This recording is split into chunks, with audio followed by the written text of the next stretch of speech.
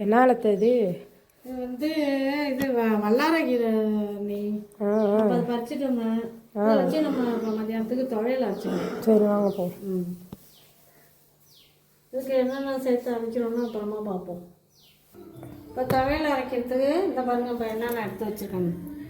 பட்டை மிளகா ஒரு 10 மிளகாய்க்கு மேலே பட்டை மிளகா வச்சுருக்கேன். ஒரு துண்டு பெருங்காயம், ஒரு சின்ன பூண்டை 2 பூண்டு, கொஞ்சோண்டு புளி, இதெல்லாம் எடுத்து வச்சுருக்கேன். இந்த இலையை அலசிட்டு நான் வச்சுருக்கேன். இதையும் போட்டு நம்ம எல்லாத்தையுமே வறுத்துடலாம். மிளகா இதெல்லாம் வறுத்துக்கிட்டு இலையும் போட்டு நல்லா வதக்கி எடுத்துக்குவோம். வதக்கி எடுத்துக்கிட்டு அரைக்கிறப்போ பார்க்கலாம்.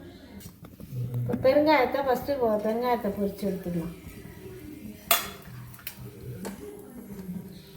பெருங்காயம் பொரித்து எடுத்தாச்சு. இப்போ நம்ம மிளகாயை வறுத்து எடுத்துக்கலாம்.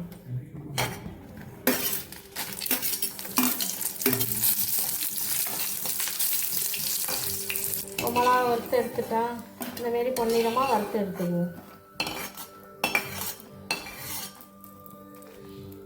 இதெல்லாம் சும்மாவே சேர்த்துக்க வேண்டியதுதான். இப்போ இலையை போட்டு வறுத்துடலாம்.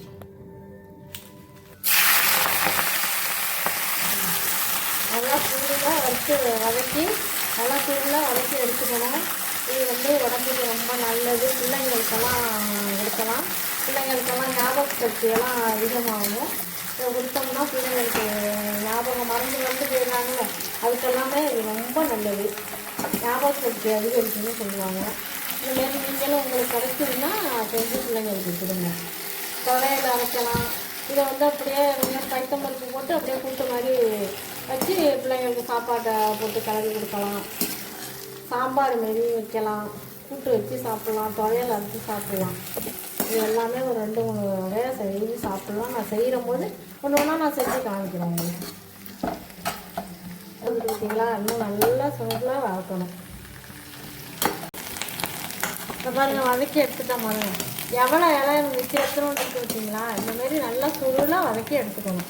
இப்போ வதக்கி எடுத்துட்டா எல்லாத்தையுமே சேர்த்து நம்ம தேவையான உப்பு போட்டு அரைச்சிடணும்.